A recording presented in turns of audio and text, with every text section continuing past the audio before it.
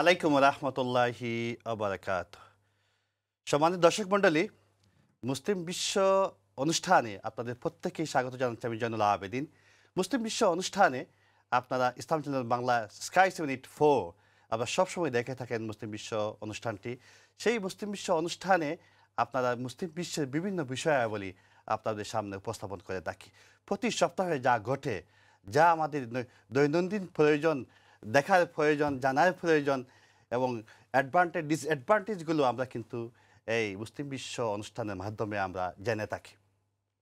আজকে এই সপ্তাহের বিভিন্ন বিষয়াবলী নিয়ে আপনাদের সামনে উপস্থাপন করতে চাই।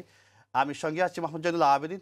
আমার সাথে আছেন আপনাদের সুপরিচিত ব্যক্তিত্ব, মিডিয়া ব্যক্তিত্ব, এই সাংবাদিক এবং ব্রডকাস্টিং, যার আলোচনা সবসময় আপনারা শুনে থাকেন, মোহাম্মদ জুবের বাবু। আসসালামু আলাইকুম। জি, ওয়ালাইকুম আসসালাম। কেমন আছেন? জি, ভালো আছি। আলহামদুলিল্লাহ।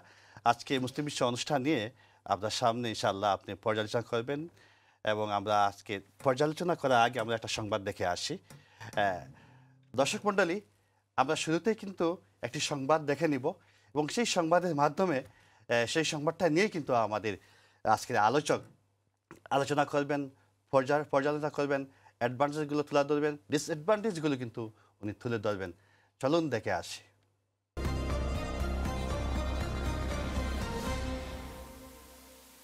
রাজধানীর একটি হোটেলে বাংলাদেশ সৌদি আরব স্বরাষ্ট্রমন্ত্রী পর্যায়ে দ্বিপক্ষীয় সভা।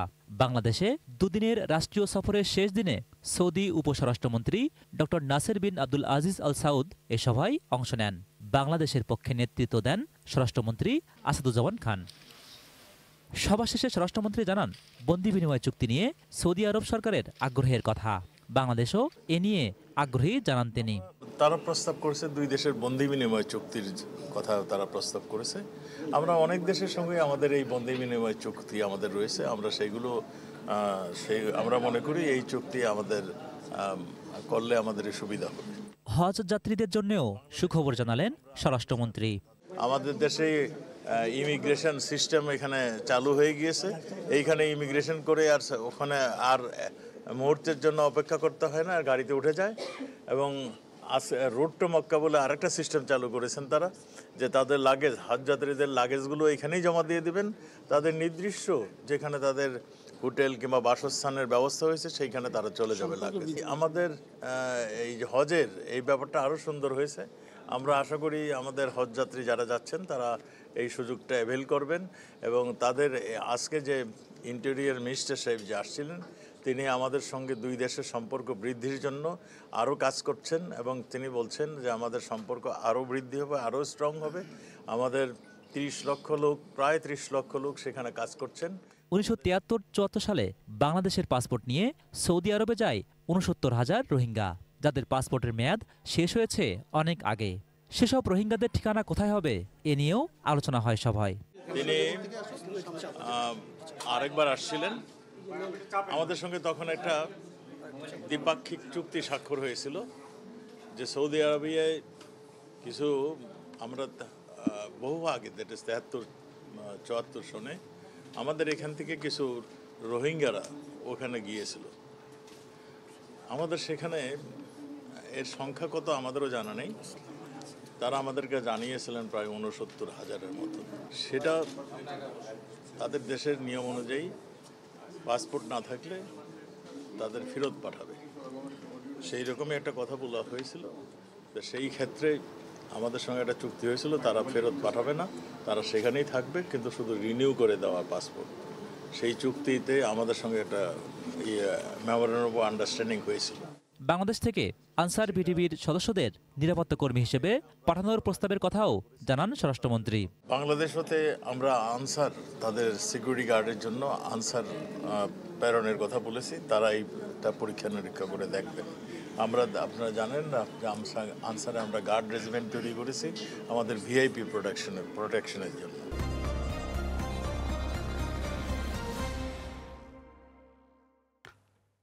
Thank you very much. দর্শকবৃন্দ, আপনারা আজকের এই নিউজটা দেখবার জন্যে আমরা সেই নিউজটা নিয়ে এখন আলোচনা করব।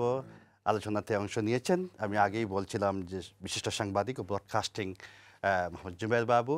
আমি ওনার কাছে কিছু প্রশ্ন রেখেই আলোচনা শুরু করতে চাই।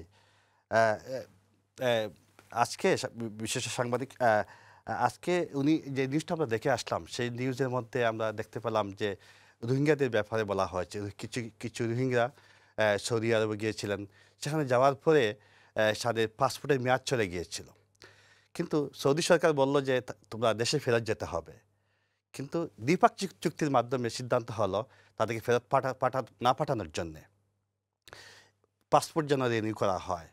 সেইটা নিয়ে আপনি কি বলে, সেটা কি কোনো কি অ্যাডভান্টেজ আছে? আমার মনে হয় যে এই মিটিংটা সৌদি আরবের সাথে যে মিটিংটি হয়েছে বাংলাদেশের সরকারের, সেটা অত্যন্ত গুরুত্বপূর্ণ একটি মিটিং। এখানে দুটি বিষয়, প্রথম দিকে যেই বিষয়টি নিয়ে আলোচনা হচ্ছে বন্দি বিনিময় চুক্তি, এটি আমার কাছে একটু ট্রিকি মনে হয়েছে বিষয়টা। যে বন্দি বিনিময় হয়তো কখন হয়, যখন আপনার হাতে সৌদি আরবের সাথে বাংলাদেশের বন্দি বিনিময়, তার মানে হচ্ছে বাংলাদেশের হাতে যদি কিছু বন্দি থাকে সৌদি আরবের, এবং সৌদি আরবের কাছে যদি বাংলাদেশের বন্দি থাকে, তাহলে সেটার একটা বিনিময় হয়। তো বাংলাদেশে তো যতটুকু আমার জানা মতে সৌদির কোনো নাগরিক বাংলাদেশে বন্দি আছে বলে আমার জানা নেই। তো তাহলে এটা কিন্তু আসলে একতরফা বিষয়টা হচ্ছে। তার মানে হচ্ছে যে সৌদি আরবে যেসব বন্দি রয়েছে তাদেরকে আসলে বাংলাদেশে পাঠানোর একটি পরিকল্পনা, আমি যেটি মনে করি এই চুক্তির মাধ্যমে। এবং এইটি অত্যন্ত ক্লিয়ার বিষয়টা যে এই যে চুক্তিটি হলো বন্দি বিনিময় চুক্তি, আমি আসতেছি রোহিঙ্গার ব্যাপারটা, যে এখানে একটা রোহিঙ্গাদের একটা বিষয় আছে। যেমন ধরেন সৌদি আরবে যত ধরনের ক্রাইম করে বিদেশিদের ভিতরে, বিশেষ করে বাংলাদেশি বা বাংলাদেশি পাসপোর্ট নিয়ে যারা ক্রাইম করে, তাদের ভিতরে একটি বড় পার্সেন্টেজ কিন্তু হচ্ছে রোহিঙ্গা। তো তার মানে হচ্ছে যে সৌদি আরবের, হ্যাঁ বাংলাদেশের অনেক মানুষও আছে, জেলে আছে, বাংলাদেশে অনেকে আকামা শেষ হয়ে গেছে, ধরা পড়েছে, জেলে আছে, অনেকে ক্রাইম করেছে, জেলে আছে, বিভিন্ন কারণেই জেলে থাকে, অনেক সময় জেলে যেতে হয় বাংলা প্রবাসী শ্রমিকদের। তো সেই ক্ষেত্রে ধরেন মনে করেন যারা প্রবাসী শ্রমিক দীর্ঘদিন ধরে জেলে আছে তাদেরকে বাংলাদেশে পাঠিয়ে আমি সেটাতে অবশ্যই আমি একমত যে আমাদের দেশের নাগরিকরা কেন আরেক ভিন দেশে জেল খাটবে। কিন্তু প্রশ্নটা হচ্ছে এই বন্দি বিনিময় চুক্তির অধীনে যদি রোহিঙ্গাদেরকে পাঠিয়ে দেওয়া হয়, যেসব রোহিঙ্গারা বিভিন্ন কারণে জেলে আছেন, তাহলে এটি একটি সমস্যা, আরেকটি সমস্যা সৃষ্টি করবে, এটি একটি। আর দুই নম্বর যে কথাটি বলছিলেন যে রোহিঙ্গাদের ব্যাপারটা, যে একটি চুক্তির অধীনে, আপনি সংবাদটিতে ভালো করে দেখেছেন যে একটি চুক্তির অধীনে রোহিঙ্গারা আপনার সেখানে আছে দীর্ঘদিন, 1974 সাল থেকে এখন পর্যন্ত। আপনি জানেন যে শুধু 74 সালে 75 সালে যে গিয়েছে তা কিন্তু না, পরবর্তীতে কিন্তু বিভিন্ন সময়ে এই রোহিঙ্গারা বাংলাদেশের পাসপোর্ট নিয়ে কিন্তু সৌদি আরবে গিয়েছে। এখন প্রশ্নটি হচ্ছে যে চুক্তির অধীনে বা যে এমইউর অধীনে তারা এই রোহিঙ্গাদের বাংলাদেশি পাসপোর্ট রিনিউ করছে, আমার কাছে এই বিষয়টি আসলে খুব বেশি ভালো ঠেকছে না। কারণ আপনি কিন্তু প্রকান্তরে রোহিঙ্গাদেরকে বাংলাদেশি হিসেবে স্বীকার করে নিলেন, নতুবা আপনি কেন তাদের পাসপোর্টটা আপনি রিনিউ করছেন? সো পাসপোর্ট, তারা যেহেতু একটি অবৈধ পাসপোর্ট নিয়ে সেখানে গেছে, আপনি কিন্তু সেই অবৈধ পাসপোর্টের বৈধতা দিয়ে দিচ্ছেন। তো সুতরাং আমার মনে হয় যে এই বিষয়টি অবশ্যই বাংলাদেশ সরকারের ভেবে দেখা উচিত, এবং এটি বাংলাদেশ যেন সৌদি আরব কর্তৃক কোনো ট্র্যাপে না পড়ে। কারণ সৌদি আরবে আপনি জানেন যে ব্যাপক পরিমাণ বিদেশি নাগরিক তাদের বিভিন্ন জেলে রয়েছে। বাট সেখানে বিশেষ সাংবাদিক, সেখানে একটা বিষয় আছে, যদি পাসপোর্ট রিনিউ করা না হয় তাহলে তাকে তো দেশে আসতে হবে। এখন প্রশ্নটি হচ্ছে, যেহেতু আমরা জানি যে তারা হচ্ছে রোহিঙ্গা এবং তাদের দেশ বাংলাদেশ নয়, এবং সেটি তো বাংলাদেশ সরকার বহুত আগেই ক্লিয়ার করে বলে দেওয়া হয়েছে, তাদেরকে বলে দেওয়া হয়েছে যে তারা আমাদের নাগরিক নয়। সুতরাং এটা সৌদি আরবের দায়িত্ব পড়ে যে তারা কোন দেশের নাগরিক এবং সেই দেশে ফিরিয়ে দেওয়া। তো সুতরাং সৌদি আরব এটা নিয়মই হচ্ছে কান্ট্রি অফ অরিজিন, আপনাকে ব্যাক করে যদি দিতে হয় কান্ট্রি অফ অরিজিনকে ব্যাক করে। যেমন আপনাকে একটা উদাহরণ দিচ্ছি, আপনি জানেন যে ইংল্যান্ডে প্রচুর পরিমাণ বিভিন্ন ওয়েতে প্রচুর পরিমাণ বিদেশি এসে ঢুকে, এবং মনে করেন আফ্রিকার কোনো দেশ থেকে যদি একজন রওনা দেয় এবং এই মাঝপথে সে যদি 10টা দেশ ঘুরে আসে, ইংল্যান্ড সরকার তাকে কোথায় পাঠাবে? আফ্রিকার সেই দেশে পাঠাবে যে দেশে এখানে একটা এখানে একটা লক্ষণীয় বিষয় হচ্ছে, তারা কিন্তু বাংলাদেশে অবস্থান করছে সেই উকিয়া সীমান্তে, রোহিঙ্গারা বর্তমানে। না, তারাও কিন্তু একটি ইয়াতে আছে, কিন্তু তারা কিন্তু মানবতার অধীনে, মানবিক একটা কান্ট্রির অধীনে আছে। এবং সৌদি আরব যদি তাদেরকে ফেরত দেয় তাদের দেশে, তারা কিন্তু এখানে কি থাকবে না, নিরাপত্তাহীনতায় ভুগবে। সেখানে কি এই অবস্থায় দেওয়া কি ঠিক হবে? মানে সেটাই ব্যাপারটা হচ্ছে, উখিয়া যে ক্যাম্প রয়েছে, এগুলো হচ্ছে ক্যাম্প, রিফিউজি ক্যাম্প, কিন্তু তারা তো বাংলাদেশের না, তারা অন্য দেশ থেকে এসে রিফিউজি হিসেবে বাংলাদেশে আসছে। যেমন ধরেন ফ্রান্সে অনেক লোক রিফিউজি আছে, সেই দেশ থেকে যদি ইংল্যান্ডে আসে তাহলে ইংল্যান্ড সরকার কী করবে? ফ্রান্সে পাঠাবে? নো, ইংল্যান্ড সরকার যেই দেশে অরিজিন সেখানে পাঠাবে। তা এখন রোহিঙ্গারা যেহেতু আপনি সৌদি আরবে আছেন এবং রোহিঙ্গাদের একটা ব্যাপক সংখ্যক, সেটা আপনি প্রায় 70,000-এর মতো রোহিঙ্গা বর্তমানে রয়েছে সেখানে, এবং এই 70,000 রোহিঙ্গাকে আপনি কীভাবে ফেরত পাঠাবেন? তাহলে সেটি সৌদি সরকারকে ভাবতে হবে মায়ানমারের সাথে কীভাবে সেটা তারা ব্যবস্থা গ্রহণ করবে। তাদের অবশ্যই তাদের আলোচনা করা উচিত মায়ানমার সরকারের সাথে, বাংলাদেশের সরকারের সাথে নয়, এটা আমি মনে করি। এবং বাংলাদেশের সরকারের এটা ক্লিয়ার মেসেজ দেওয়া উচিত সৌদি আরবকে। থ্যাংক ইউ, আপনি সুন্দর বলেছেন। যেহেতু আপনি অনেক সুন্দর বিষয় নিয়ে এসছেন, তো আমি এখানে আরেকটি বিষয় অ্যাড করতে চাই আপনার রোহিঙ্গার এটা বলার পাশাপাশি। রোহিঙ্গার বিষয়টাও আরও একটু এক্সপান্ডিং, এখানে অনেক বিষয় করার আছে সৌদি আরবের। হ্যাঁ, কিন্তু তারা এমনও হতে পারে রোহিঙ্গারা তারা অ্যাসাইলাম করতে পারে তাদের কাছে, যে আমরা তো দেশে ফিরে যেতে পারবো না, আমাদেরকে এখানে সেই সুযোগ তো সৌদি সরকার দিবে, তাই না? তো বর্তমানে যেভাবে রোহিঙ্গারা সেখানে আছেন, অফকোর্স এরকম কোনো একটা পদ্ধতিতেই তারা আছেন, এবং সেটি হচ্ছে যে কোনো একটি পদ্ধতির মাধ্যমেই তাদেরকে আয়দার আপনি তার দেশে ব্যাক করেন, কান্ট্রি অফ অরিজিন যেটাকে আমরা বলি, যে তাই সে যেই দেশের মানুষ, অর্থাৎ সে মায়ানমারের মানুষ, তাকে মায়ানমারে ব্যাক করেন। অথবা যদি আপনি তাদেরকে মনে করেন যে তাদেরকে রাখবেন আপনি, তাহলে তাদেরকে আপনি সেভাবে আশ্রয়। Thank you very much. আমি শেষ 1 মিনিট একটা প্রশ্নের উত্তর আপনার কাছে জানতে চাই। সেটি হলো, এই গত ফ্লাইট, হজের ফ্লাইট কিন্তু বাংলাদেশ দেওয়া শুরু হয়েছে, জানেন। সেখানে স্বরাষ্ট্রমন্ত্রী বলছিলেন হজের ব্যাপারে ওখানে গেলে কী কী অ্যাডভান্টেজ পাবে সেই বিষয়গুলো তুলে দিয়ে আসছেন। হজের ব্যাপার কী কী সুবিধা এখানে দেওয়া হবে, আপনি যদি এই বিষয়টা একটু ইন্ডিকেট করেন। হজের ব্যাপারে আমার কাছে যেটা মনে হয় পার্সোনালি, যেটা বাংলাদেশ থেকে যে হজ যাত্রাটা অত্যন্ত ব্যয়বহুল। আশেপাশে যতগুলো দেশ রয়েছে, ভারত বলি আমরা, বা ইভেন ফার ইস্ট, আরও যদি আমরা যাই, মালয়েশিয়ার থেকে যে লোকটি হজ করতে যাচ্ছে তার খরচ কিন্তু বাংলাদেশের চেয়ে কম। কিভাবে সম্ভব? তো সুতরাং এখানে ফেসিলিটিস অফকোর্স সরকার তো আদায় করবে, এটি একটি ফেসিলিটিস হচ্ছে, সেটা হচ্ছে সৌদি আরব থেকে। পাশাপাশি সরকারকে আরেকটি বিবেচনা করতে হবে যে হজকে নিয়ে যেন ব্যবসা না হয়। এটা একটা সার্ভিস। যারা হজে যাচ্ছে, ধর্মপ্রাণ মানুষেরা, তারা হজ করতে যাচ্ছে, তাদের কাছ থেকে যেন অনৈতিকভাবে কোনো টাকা আদায় করা না হয়। কারণ আপনি জানেন যে যেইভাবে বিমান ভাড়া ধরেছে, এই বিমান দিয়ে আমরা লন্ডন থেকে বাংলাদেশ আসা যাওয়া করতে পারি। তো এটা তো কোনো যুক্তি নেই। যেখানে সৌদি আরব থেকে নর্মাল ফ্লাইটে যদি ধরেন 50,000 টাকা হজের জন্য, এটা প্রায় ডাবল টাকা তাদেরকে চার্জ করছে কেন? এই বিষয়গুলো যেখানে স্পেশাল ফ্লাইট পরিচালনা করছে তাদের জন্য, এমন না যে এটা লোকসান। আপনার তো লাভ লোকসানের দরকার নাই। আপনার ফ্লাইট ভাড়া নিয়ে আপনি পরিচালনা করতে যে খরচ, আপনি সেই খরচই নেবেন। তো সুতরাং এই জায়গাটাতে বাংলাদেশের যারা হজ করছে, আমি মনে করি এই বিশেষ করে সরকারি মাধ্যমে যারা হজ করছে, এটার টাকাটা অনেক হাই হয়ে গেছে। প্রাইভেট ঠিক আছে, কেউ যদি ধরেন ধনী হয়, সে যত টাকা দিয়ে তাকে 10 লাখ বলেন, 20 লাখ বলেন, সে যাবেই হজে। আপনি বলছেন ক্যাপাসিটি নিয়ে আসতে হবে। এটা সাধারণ মানুষের যারা হজ করতে চায়, যারা, তাদের সবচেয়ে বড় কথাটা হচ্ছে যে এত খরচ তো না, আপনি তাহলে সেটা নিচ্ছেন কেন? আপনাকে সেটা জাস্টিফাই করতে হবে। এটা আমার কাছে সবচেয়ে বড়। Thank you. অত্যন্ত চমৎকার সুন্দর আলোচনা করছিলেন বিশেষ সাংবাদিক জুবায়ের বাবু। প্রথম নিউজে আপনি অত্যন্ত বেশ কিছু গুড ইনফরমেশন আপনি দিয়েছিলেন। আমরা এখন নেক্সট নিউজে যাব। নেক্সট নিউজে আলোচনা ইনশাআল্লাহ আপনার কাছে শুনবো। দর্শক মণ্ডলী, নিশ্চয়ই আপনারা আজকের অনুষ্ঠান উপভোগ করছেন। এখন আমরা নেক্সট নিউজে যাব। নেক্সট নিউজে কী আছে আমরা একটু দেখে নেই।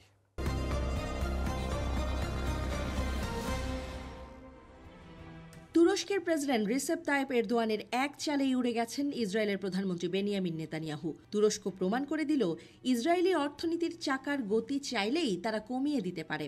গাজা উপত্যকায় ফিলিস্তিনিদের বিরুদ্ধে অবিরাম সহিংসতার কারণে তুরস্ক ইসরায়েলের সাথে সমস্ত বাণিজ্যিক কার্যক্রম বন্ধ করার সিদ্ধান্ত নেয়ার পর ইসরায়েলি পররাষ্ট্র মন্ত্রণালয় তুরস্কের বিরুদ্ধে বেশ কিছু ব্যবস্থা নেয়ার ঘোষণা দিয়েছে। দৌড়ঝাঁপ শুরু করেছেন ইসরায়েলি নেতারা, ওর কাছে নালিশও করছেন, কিন্তু এরদোয়ান ইসরায়েলের সাথে সব বাণিজ্যিক সম্পর্ক ছিন্ন করে ফেলেছেন। গাজায় যতদিন পর্যন্ত নিরবিচ্ছিন্ন মানবিক ত্রাণ দিতে না দেয়া হচ্ছে ততদিন বাণিজ্য বন্ধ রাখবে তুরস্ক। তুরস্কের বাণিজ্য মন্ত্রণালয় এক বিবৃতিতে জানিয়েছে, ইসরায়েলের সঙ্গে সব পণ্যের আমদানি ও রপ্তানি বন্ধ থাকছে। ইসরায়েলের কেন্দ্রীয় পরিসংখ্যান ব্যুরো অনুসারে 2023 সালে তুরস্কে ইসরায়েলের পণ্য রপ্তানির পরিমাণ ছিল $1.57 বিলিয়ন, যেখানে তুরস্ক থেকে ইসরায়েলের আমদানি $4.61 বিলিয়ন পৌঁছেছে। তুরস্ক ও ইসরায়েলের মধ্যে 2023 সালের মোট বাণিজ্যের পরিমাণ ছিল প্রায় $700 কোটি। এর মধ্যে $540 কোটি পণ্য রপ্তানি করে তুরস্ক।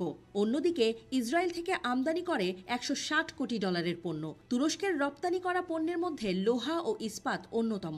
দুই দেশের মধ্যে বাণিজ্যের পরিমাণ বাংলাদেশি টাকায় 73,000 কোটি টাকারও বেশি। ইসরায়েলি মন্ত্রণালয় শুক্রবার এক বিবৃতিতে বলেছে, পররাষ্ট্র ও অর্থনীতি মন্ত্রণালয়ের ঊর্ধ্বতন কর্মকর্তাদের পাশাপাশি ইসরায়েল ট্যাক্স কর্তৃপক্ষের একটি আলোচনায় তুরস্ক এবং পশ্চিম তীর এবং গাজার মধ্যে যে কোনো অর্থনৈতিক সংযোগ হ্রাস করার দিকে কাজ করার সিদ্ধান্ত নেওয়া হয়েছে।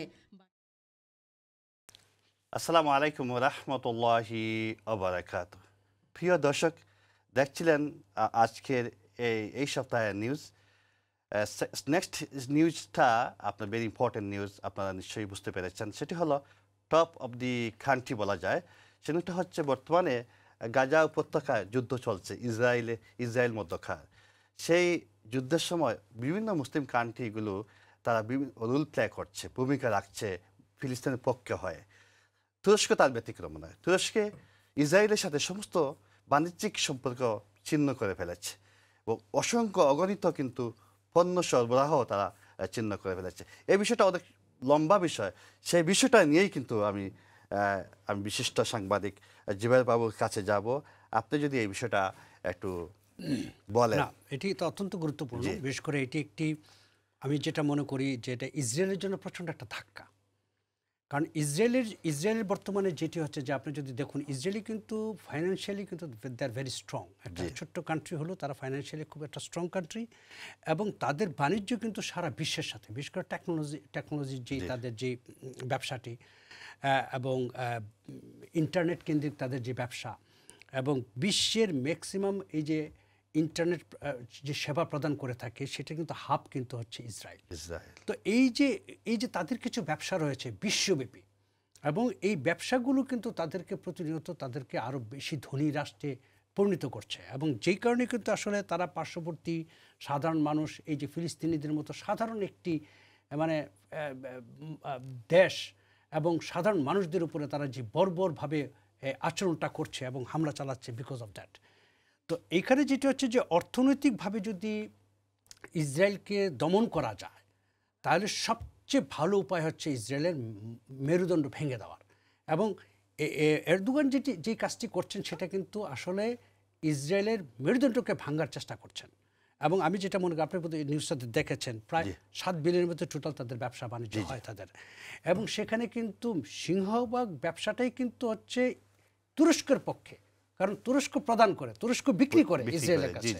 তাইলে আপনি যদি দেখেন একদিক দিয়ে যে তুরস্ক যে ব্যবসাটি করছে, এই ব্যবসার ভিতরে কিন্তু তুরস্ক বাণিজ্য এই যে বিধিনিষেধ দেওয়া হলো সেটাতে কিন্তু তুরস্কের লস হিসাবে, কারণ তুরস্ক তো বিক্রি করছেন বেশি এবং তুরস্ক কিন্তু তার থেকে কম আমদানি করে, মানে ইসরায়েল থেকে কম আমদানি করে কিন্তু তারা বিক্রি করে বেশি, সুতরাং তার লাভটা বেশি। কিন্তু সেই জায়গাটি থেকে তুরস্কের অবস্থান কিন্তু তুরস্ক ক্লিয়ার করেছে যে আমার লাভ চাই না। মানবিক দিক থেকে বিবেচনা করে তারা চিন্তা করছে যে না, আজকে যেই পণ্যগুলো আমি সরবরাহ করছি, এই পণ্য বা এই লোহা বা এই যন্ত্র এটা আসলে ফিলিস্তিনিদের উপর ব্যবহার হবে। তো সুতরাং সেই চিন্তা করেই কিন্তু আজকে ইসরায়েল তাদেরকে এই বাণিজ্য একটি বিধিনিষেধ। আপনি এখানে বলছিলেন একটা কথা যে ইসরায়েল ফাইন্যান্সিয়ালি খুবই স্ট্রং। এখন যদি তুরস্কের মতো দেশে যদি কিছু বন্ধ করে দেয় তাদের কি আসে আর যাবে না, আসে যায়। কারণ হচ্ছে যে আপনাকে একটা জিনিস বুঝতে হবে, ইসরায়েলের অবস্থানটা বুঝতে হবে, জিওপলিটিক্যাল সিচুয়েশনটাকে বুঝতে হবে প্রথমে। কারণ ইসরায়েল যে জায়গাটিতে অবস্থান করছে এবং এই জায়গাটি কিন্তু ভূমধ্য সাগরের ছোট্ট একটি অংশ, কিন্তু ভূমধ্য সাগরের একটি বিশাল অংশ জুড়ে কিন্তু আধিপত্য হচ্ছে তুরস্কের। সুতরাং সেখানে যদি আপনার অনেক কিছু নিয়ন্ত্রণ করে কিন্তু এই যে নৌ রুটগুলো আছে, বিশেষ করে ইসরায়েল যাদের সাথে বাণিজ্য করছে বিভিন্নভাবে, তারা কিন্তু এই নৌ রুটগুলো কিন্তু অনেকাংশে অনেক জায়গাগুলো কিন্তু তুরস্কের অধীনে। জি, তো সুতরাং সেখানে কিন্তু তুরস্কের সাথে যদি তাদের সম্পর্ক খারাপ থাকে তাহলে তো কিন্তু তাদের বাণিজ্যে বড় ধরনের ব্যাপক একটা ধাক্কা খাবে। এইটি একটি প্রশ্ন। এবং আপনি জানেন ইতিমধ্যে যে লোহিত সাগর, যেটি রেড সি নামে, রেড সির যে রাস্তাটি, এই রাস্তাটি কিন্তু অলমোস্ট তাদের জন্য নিষিদ্ধ হয়ে গেছে।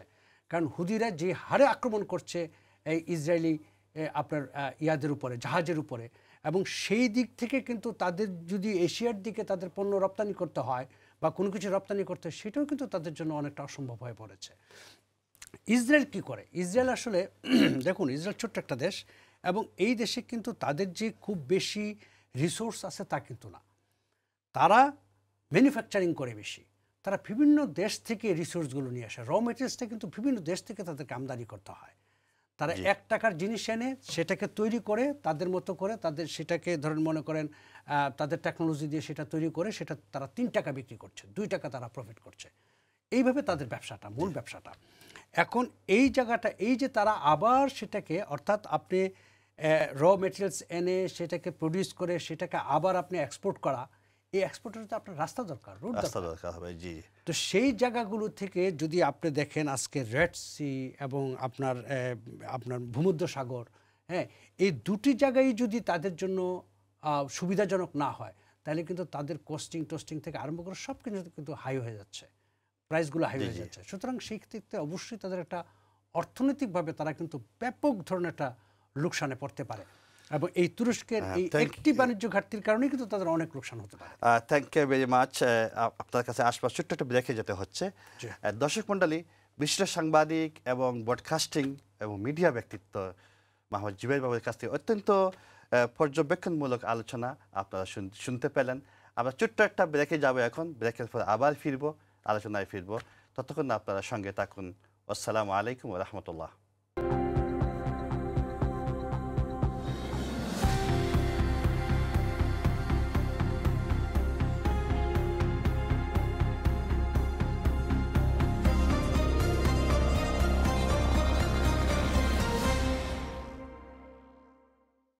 আসসালামু আলাইকুম ওয়া রাহমাতুল্লাহি ওয়া বারাকাতুহু।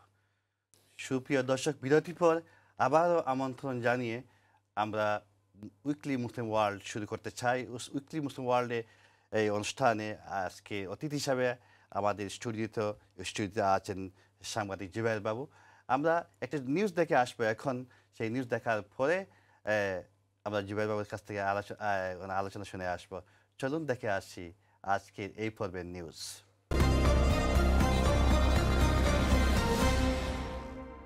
ফিলিস্তিনের পূর্ণ সদস্য পদে সমর্থন দিয়েছে জাতিসংঘ সাধারণ পরিষদ। সাধারণ পরিষদের ভোটে ফিলিস্তিন জাতিসংঘে যোগ দেওয়ার যোগ্য হিসেবে স্বীকৃতি পেয়েছে। এদিন স্বাধীন ফিলিস্তিন রাষ্ট্র গঠনের পক্ষে জাতিসংঘের সাধারণ পরিষদে ভোটাভুটি হয়। এতে ফিলিস্তিন রাষ্ট্র গঠনের পক্ষে বাংলাদেশ সহ 143 দেশ ভোট দেয়। বিপক্ষে ভোট দেয় 9টি দেশ, আর ভোট দানে বিরত ছিল 25টি দেশ। প্রস্তাবের পক্ষে ভোট দেয়া 143টি দেশ মূলত স্বাধীন ফিলিস্তিনের প্রতি নিজেদের সমর্থন ব্যক্ত করেছে। স্থানীয় সময় শুক্রবার নিউ ইয়র্কে জাতিসংঘের সাধারণ পরিষদে প্রস্তাবটি উত্থাপিত হয়।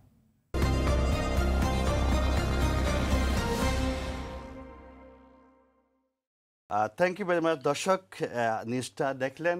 নিউজ ব্যাপারে পর্যালোচনায় যাব এখন। জুবেল বাবুর কাছে আমি ফিরতে চাই। এখানে একটা নিউজের মধ্যে আমরা দেখতে পেলাম প্যালেস্টাইন ইস্যু নিয়ে কথা হচ্ছে। সেখানে জাতিসংঘতে কি হলো, ভোটাভুটি হলো, নির্বাচন হলো। সেই নির্বাচনে ফিলিস্তিন স্বাধীন হওয়ার পক্ষে 143টা ভোট পড়েছে এবং বিপক্ষে 9টা ভোট পড়েছে। এখানে কিন্তু লক্ষণীয় বিষয় হচ্ছে আমেরিকা কিন্তু ভেটো দিয়েছে। এই বিষয়টা নিয়ে আপনি কি মতামত দিবেন? জি, এখানে যেটি হচ্ছে যে সবচেয়ে গুরুত্বপূর্ণ বিষয় যেটি হচ্ছে, এটা তো সাধারণ পরিষদে আসলে হয়েছে। জি, তারপর সেটির আরো কয়েকটি ধাপে যেতে হবে। সেখানে নিরাপত্তা পরিষদ রয়েছে, বিভিন্ন পরিষদ রয়েছে, সেখানে যেতে হবে। এবং আপনি জানেন যে আমেরিকা একটা ভাইটাল রোল প্লে করে বিভিন্ন জায়গায়, এবং বিশেষ করে স্থায়ী সদস্য যেগুলো রয়েছে জাতিসংঘের, এবং সেখানে যে আলটিমেটলি সেটাকে পাশ করে নিতে হবে তাদেরকে। এখন যখনই সেটি স্থায়ী সদস্যতে চলে যাবে, সেই জায়গাটিতে আমেরিকার অবস্থানটা কোথায় যাবে সেটি একটি প্রশ্ন। এবং সেই জায়গাতে আমেরিকা সহ আমেরিকার যে অ্যালায়েন্সগুলো রয়েছে, বিশেষ করে ফ্রান্স, তারপর আপনি জানেন ইউরোপিয়ান দু একটা দেশ রয়েছে, ইংল্যান্ডের মতো দেশ রয়েছে, এই তাদের আসলে অবস্থানগুলো কোথায় যাবে সেটি অত্যন্ত গুরুত্বপূর্ণ হয়ে দাঁড়ায়। যে কারণে জাতিসংঘের বিষয়টা আমার কাছে অনেক সময় যে এরকম মনে হয় যে ডাল নাই তলোয়ার নাই নিধিরাম সর্দার। তো জাতিসংঘ অনেকটা নিধিরাম সর্দারের ভূমিকায় আছে। জাতিসংঘ আদৌ কি পৃথিবীর কোনো সমস্যার সমাধান করতে পেরেছে? আমি আজ পর্যন্ত দেখিনি যে জাতিসংঘ বিশ্বের কোনো বড় বড় সমস্যাগুলো সমাধান করতে পেরেছে। আপনি দেখেন আজকে সেই আগস্ট মাস থেকে August, September, October, November, December, January, February, March, April ৮-৯ মাস আজকে যে বর্বরভাবে ফিলিস্তিনের উপরে যে অত্যাচারগুলো, হাজার হাজার মানুষ নিহত, মেরে ফেললো। এটা জেনোসাইড, তাই না? এইভাবে হত্যা, সাধারণ মানুষ হত্যা, এটা জেনোসাইড। এবং এই গণহত্যার প্রতিবাদে জাতিসংঘ কি করতে পেরেছে? হ্যাঁ, জাতিসংঘের মহাসচিব একটি বিবৃতি দিয়েছেন, দুঃখ প্রকাশ করেছেন, ইসরায়েলকে বলেছেন শান্ত থাকার জন্যে। বাট শুধু যদি এটার জন্য জাতিসংঘ হয়, যদি এই ধরনের কাজের জন্য জাতিসংঘ হয়, তাহলে যে আসলে জাতিসংঘের প্রয়োজনটা কি? এখন প্রশ্নটি হচ্ছে যে এই যে জাতিসংঘ, আমি যেটি আগে বলেছি, ডাল নাই তলোয়ার নাই নিধিরাম সর্দার, এখন জাতিসংঘ হয়ে গেছে নিধিরাম সর্দার, তার ডালও নাই তলোয়ারও নাই। এখন যেটি হওয়া উচিত, সারা বিশ্বের আসলে সবাইকে একসাথে বসতে হবে, জাতিসংঘকে আসলে কার্যকরভাবে কি করা যায়। শুধু এটা শুধু যে ফিলিস্তিনে ঘটছে, গাজাতে ঘটছে, বিষয়টা কিন্তু তা নয়। বিশ্বের অনেক দেশেই কিন্তু এই ধরনের সমস্যা রয়েছে, জাতিসংঘ সেগুলো কিন্তু হস্তক্ষেপ করতে পারছে না। আপনি হিসাব করেন যে বাংলাদেশে পরপর 3টি নির্বাচন হলো এবং বাংলাদেশে যেভাবে এক ধরনের গণতন্ত্রহীনতায় চলে যাচ্ছে, গণতন্ত্র নাই অবস্থায় চলে যাচ্ছে, মানুষের বাক স্বাধীনতা নাই অবস্থায় চলে যাচ্ছে, কী করেছে জাতিসংঘ? বাংলাদেশের মতো এরকম অনেক দেশ, আপনি জানেন যে পৃথিবীতে প্রায় 54টি দেশ বর্তমানে রয়েছে কিন্তু এক ধরনের একদলীয় শাসন ব্যবস্থার অধীনে, এক ব্যক্তিকেন্দ্রিক শাসন ব্যবস্থার, ফ্যাসিস্ট সরকারের অধীনে। তো এই দেশগুলোকে নিয়ে আসলে জাতিসংঘের ভাবনাটা কি, তাই না? তো এইগুলো তো থ্যাংক ইউ, আপনার চমৎকার। আমি এখানে একটা অ্যাড করতে চাই, সেটি হলো আপনি বলছেন বাংলাদেশের নির্বাচন কথা নিয়ে এসছেন, এখন আরেকটা বিষয়, সেটি হলো রোহিঙ্গাদের আরেকখানা রাজ্যে যে নির্যাতনের শিকার হলো রোহিঙ্গা।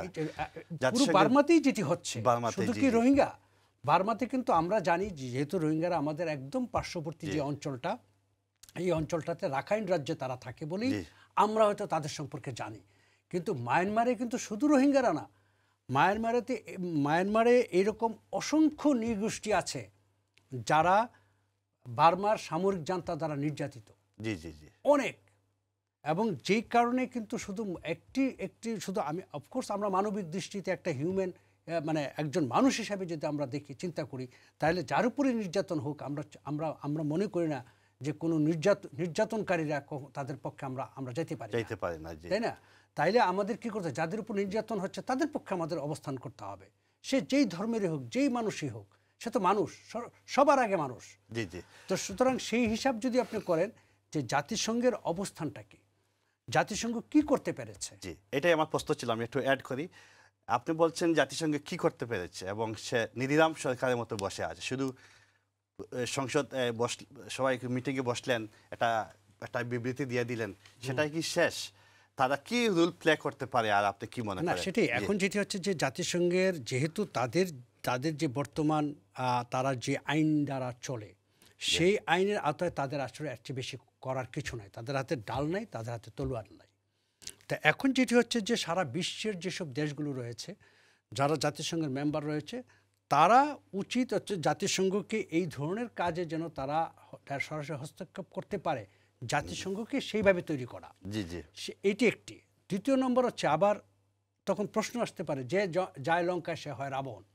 তা এখন জাতিসংঘের যদি এখন আমেরিকার কুলে বসে আছে জাতিসংঘ, এখন জাতিসংঘকে যদি আপনি আরো শক্তিশালী করেন, তাহলে সেই ক্ষেত্রে আবার তো হিতে বিপরীত হতে পারে। হ্যাঁ, এটাই আমার প্রশ্ন। আবার আমি সরি টু ইন্টারফেয়ার ইউ, জাতিসংঘকে যদি আপনি রিফর্ম করতে চান, তাহলে তো 4-5টা দেশকে লাগবে।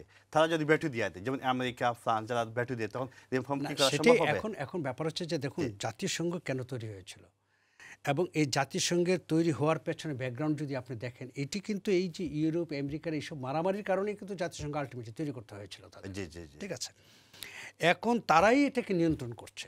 এখন প্রশ্নটি হচ্ছে যে যতদিন পর্যন্ত এই স্থায়ী সদস্য, এই সদস্য, সেই সদস্য, নিরাপত্তা পরিষদ, হ্যান ত্যান এগুলো থাকবে, ততদিন পর্যন্ত আসলে এটা কিছু করা যাবে না।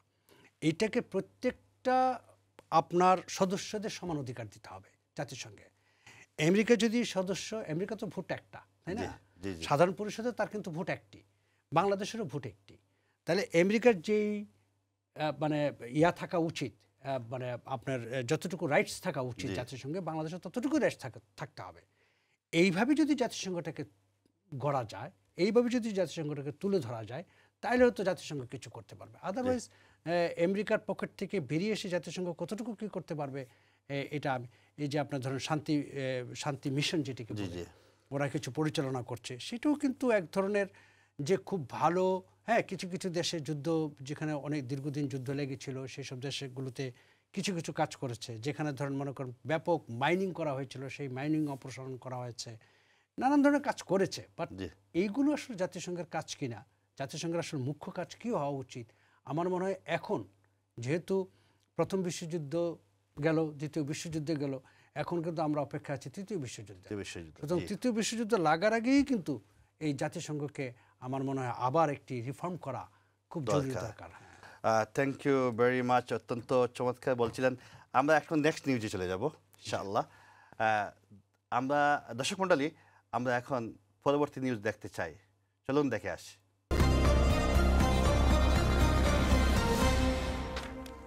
পাকিস্তানের আজাদ কাশ্মীরকে ভারতের সঙ্গে একীভূত করা হবে বলে সম্প্রতি বিতর্কিত মন্তব্য করেন ভারতীয় প্রতিরক্ষা মন্ত্রী রাজনাথ সিং। এর পাল্টা জবাবে ভারত শাসিত জম্মু কাশ্মীরের সাবেক মুখ্যমন্ত্রী ফারুক আবদুল্লাহ বলেছেন, পাকিস্তান হাতে চুরি পরে বসে নেই এবং তাদের কাছেও পারমাণবিক বোমা আছে। তিনি আরও বলেন, প্রতিরক্ষা মন্ত্রী যদি আজাদ কাশ্মীরকে ভারতের সাথে একীভূত করার কথা বলে থাকেন, তাহলে সেটি দখলের সামনে এগিয়ে যান, আমরাকে থামানোর।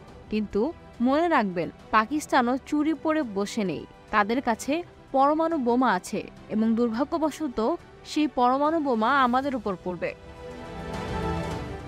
এর আগে গত এপ্রিলের শুরুতে ভারতীয় প্রতিরক্ষা মন্ত্রী রাজনাথ সিং বলেছিলেন, ভারতে যে উন্নয়ন হচ্ছে তা বিবেচনা করে পাকিস্তান শাসিত কাশ্মীরের জনগণ নিজেরাই ভারতের সাথে থাকার দাবি করবে। সে সময় তিনি আরও বলেন, চিন্তা করবেন না, আজাদ কাশ্মীর আমাদের ছিল, আছে এবং থাকবে। ভারতের শক্তি বাড়ছে, সারা বিশ্বে ভারতের প্রতিপত্তি বাড়ছে এবং আমাদের অর্থনীতি দ্রুত অগ্রসর হচ্ছে। এখন কাশ্মীরের ভাই ও বোনেরা নিজেরাই ভারতের সাথে আসার দাবি করবে।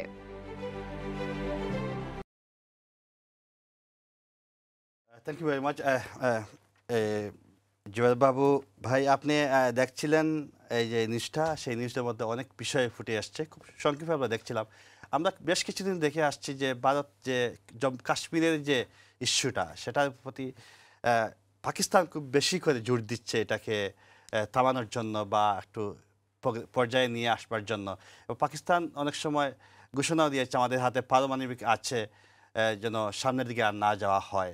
এরকমভাবে কিন্তু ভারতকে কিন্তু আলটিমেটাম দিচ্ছে, আমরা এটা দেখে আসলাম। সেই বিষয়টা নিয়ে যদি আপনি একটু আলোকপাত করেন। না, আলোকপাত হচ্ছে ভারতের আসলে যে মন্ত্রীর কথা আপনি জানেন যে তিনি যেইভাবে কথা বলেন, তিনি এর আগে অনেক ধরনের কথা বলেছেন।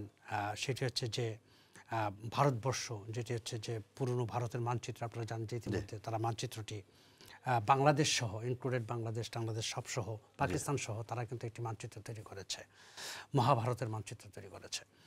এখন যেটা হচ্ছে যে ব্যাপার হচ্ছে, ভারত এই যে কাশ্মীর নিয়ে কিন্তু ভারত এবং পাকিস্তান, এই যে আজাদ কাশ্মীর আমরা যেটাকে বলি, এই আজাদ কাশ্মীর, যেই কাশ্মীর অংশটুকু আসলে পাকিস্তানের অধীনে, নাম দিয়েছে কিন্তু আজাদ কাশ্মীর, স্বাধীন কাশ্মীর। আজাদ মানে স্বাধীন, কাশ্মীর স্বাধীন কাশ্মীর। কিন্তু এই আজাদ কাশ্মীরও কি স্বাধীন নয়, এরা পাকিস্তানের দ্বারা পরাধীন। আবার ভারতের অংশটুকু যে কাশ্মীরটি রয়েছে, এই কাশ্মীরটিও পরাধীন, ভারতের অধীনে। এখন এই যে কথাটি আমি বলছিলাম একটু আগে, যে জাতিসংঘ কি করে, আজকে দেখেন এই কাশ্মীরিদের উপরে কিন্তু আজাদ কাশ্মীরে যেমন পাকিস্তানের সরকার দ্বারা নিয়ন্ত্রিত এবং নির্যাতিত, ঠিক ভারতের অংশটিকে কাশ্মীরটিও কিন্তু ভারত দ্বারা নির্যাতিত, শাসিত এবং নির্যাতিত। তা কাশ্মীর এই পুরো অঞ্চলটাই আসলে কিন্তু তার পাকিস্তানেরও না, সেটি ভারতেরও না। যেই সমস্যাটি রেডলিফ সাহেব করে গেলেন, এই ব্রিটিশরা যেটি করেছেন সেটি হচ্ছে যে এই কাশ্মীরকে আসলে কে পাবে, কাশ্মীর কার দিকে যাবে। কারণ আপনি জানেন যে ধর্মতত্ত্বের দ্বিজাতীয় তত্ত্বের ভিত্তিতে যে ভাগটি করা হয়েছিল, এই ভাগের ভিতরে যে সমস্যাটি ছিল যে কাশ্মীর অঞ্চলটির জনগণ ছিল মুসলমান এবং রাজা ছিল হিন্দু। রাজা হিন্দু থাকার কারণে তিনি ভারতের পক্ষে আসার মানে মতামত দিয়েছিলেন, কিন্তু জনগণ সেখানে ভারতের পক্ষে, তারা ভারতের পক্ষে যেতে চায়নি, পাকিস্তানের পক্ষে যেতে চায়নি, তারা আসলে চেয়েছিল একটি স্বাধীন দেশ।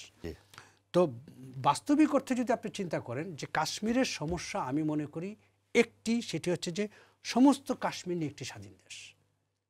একটি যদি স্বাধীন দেশ হতে পারে কাশ্মীর, সেটি আজাদ কাশ্মীর এবং ভারতের কাশ্মীর দুটি মিলে একটি স্বাধীন দেশ, এবং এটি হচ্ছে কাশ্মীরের ওই অঞ্চলের মানুষের জন্য সর্বোচ্চ মানে সবচেয়ে ভালো ব্যবস্থা, ভালো অবস্থান। বাট এখানে একটা আমি আপনাকে জানতে চাই যে most of the Muslim country তারা বলছে যে আমরা কাশ্মীরকে স্বাধীন কাশ্মীর চাই, ভারতের কাছে দাবি রাখছে, কিন্তু ভারত তো ইতিমধ্যে এখনো দেয়নি এই স্বাধীন। ভারত কেন, পাকিস্তান দিয়েছে, পাকিস্তানও দেয়নি। তো সুতরাং এখানে তো শুধু ভারত পাকিস্তান না, বিষয়টি হচ্ছে যে কাশ্মীর তো দুটি ভাগ করা, এখন একটি অংশ পাকিস্তানের, আরেকটি অংশ ভারতের। এখন প্রশ্নটি হচ্ছে জনগণ কি তা চায়? পাকিস্তানের অংশ যে আজাদ কাশ্মীর, যে প্রশ্নটি আমি প্রথমে করলাম যে আজাদ কাশ্মীরের জনগণ কি চায় তারা পাকিস্তানের সাথে থাকতে, বা ভারতের অংশে যে কাশ্মীর রয়েছে সেই কাশ্মীরের জনগণ কি চায় ভারতের সাথে থাকতে? আপনি একটি নিরপেক্ষ, দুইটা কাশ্মীর নিয়ে একটি নিরপেক্ষ নির্বাচন দেন, জনগণ চাবে তাদের স্বাধীন দেশ। আজকে এখন ভারতের এই যে ভারতের আপনার প্রতিরক্ষা মন্ত্রী যে কথাটি বলেছেন যে সবাই চাবে ভারতের পক্ষে থাকতে, হ্যাঁ চাবে, ওই সেই আপনার লেন্দুব দর্জির মতো হচ্ছে সিকিম যেভাবে আপনারা কন্ট্রোল করেছেন, যেভাবে হাতিয়ে নিয়েছেন সিকিম, আপনি শুধু সিকিম না, আপনি দেখেন ভারতের কিন্তু ইংরেজরা যখন চলে যায়, এই পুরো ভারতবর্ষে কিন্তু 550টির উপরে প্রিন্সলেট স্টেট ছিল, মানে যেগুলো স্বাধীন রাষ্ট্র, ছোট ছোট স্বাধীন রাষ্ট্র ছিল, যেগুলো রাজা দ্বারা শাসিত হতো তৎকালীন সময়ে। এই প্রিন্সলেস স্টেটগুলোকে কিন্তু তৎকালীন সময়ে একটা অপশন দেওয়া হয়েছিল যে তারা আইদার পাকিস্তানের সাথে যেতে পারবে, নয় ভারতের সাথে যেতে পারবে। এবং এই প্রিন্সেস স্টেটের অনেকগুলো ছিল ভারতের ভিতরে, অভ্যন্তরে। আপনি হায়দ্রাবাদের কথা ধরেন, হায়দ্রাবাদ কত বড় একটি অঞ্চল, এবং হায়দ্রাবাদের যে শেষ যে নবাব ছিলেন নিজামি, এবং ওই পুরো অঞ্চলটা কিন্তু তিনি শাসন করতেন। কিন্তু সমস্যাটা কোথায় ছিল? হায়দ্রাবাদে কিন্তু কাশ্মীরের ঠিক অপোজিট অবস্থান ছিল, যে রাজা ছিলেন মুসলমান কিন্তু জনগণ ছিল হিন্দু। যেই কারণে জনগণ চেয়েছে ভারতের সাথে যেতে, এবং তারা কিন্তু ভারত কিন্তু এটার সাথে সাথে সেটা দখল করে তারা দখল করে নিয়েছে হায়দ্রাবাদ। কাশ্মীরটা কিন্তু পাকিস্তান কিন্তু পুরোপুরি দখল করতে পারেনি। তো কাশ্মীরের অবস্থানটা হয়ে গেছে, তখন দুটি ভাগ হয়েছে কাশ্মীরকে। আপনার জানতে আপেলের ঘটনা আছে, লন্ডনে কোনো এক মিটিংয়ে নাকি একটি আপেল দেওয়া হয়েছিল আপনার গান্ধী এবং নেহরুর ভিতরে, বলছে মানে দুজন ভাগ করে খাবো, এরকম আর কি বিষয়টা। তো মানে এই যে কাশ্মীরকে দুটি ভাগ করা হয়েছে, এই দুটি ভাগ নিয়ে কিন্তু দীর্ঘদিন কিন্তু তারা যুদ্ধও করেছে, অনেকগুলো যুদ্ধ কিন্তু এই কাশ্মীরকে নিয়ে করেছে ভারত এবং পাকিস্তান, আপনি জানেন। কিন্তু তারা কিন্তু যুদ্ধ করছে যার যার দেশের কথা চিন্তা করে, তার দেশে কিভাবে এই অবস্থানটাকে এই এলাকাটাকে নিয়ে নেওয়া যায়। কিন্তু একটি দেশও কিন্তু তারা চিন্তা করে নাই যে কাশ্মীরের জনগণ কী চায়। Thank you very much. অত্যন্ত চমৎকার বিষয় নিয়ে আপনি এসছেন। আমরা এই বিষয়টা আরও আলোচনা দাবি রাখে, তবে একটু বিরতির পর আমরা একটু বিরতি। প্রোগ্রাম এখন শেষ দিকে চলে আসছে, প্রোগ্রাম দেখতে দেখতে কিন্তু সময় চলেই গেল। আমরা প্রোগ্রাম এখন শেষ করতে চাই। আর কিছু বলার তো সুযোগ নাই, যেহেতু 30 সেকেন্ড বলছিলেন কন্ট্রোল রুম থেকে। জি ধন্যবাদ আপনাকে, ধন্যবাদ আমাকে আমন্ত্রণ জানানোর জন্য, এবং ইসলাম চ্যানেল বাংলা সকল দর্শকদেরকে শুভেচ্ছা জানাচ্ছি। Thank you very much. দর্শক দেখছিলেন সাপ্তাহিক মুসলিম বিশ্ব থেকে অনেক কিছু আপনারা জেনেছেন, বুঝতে পেরেছেন। ইনশাআল্লাহ নেক্সট আগামী সপ্তাহে সেই মুসলিম বিশ্ব দেখবার আমন্ত্রণ জানিয়ে আজকের প্রোগ্রাম এখানেই শেষ করতে চাই। ততক্ষণ আপনারা ভালো থাকেন, সুস্থ থাকেন। আসসালামু আলাইকুম ওয়া রাহমাতুল্লাহ।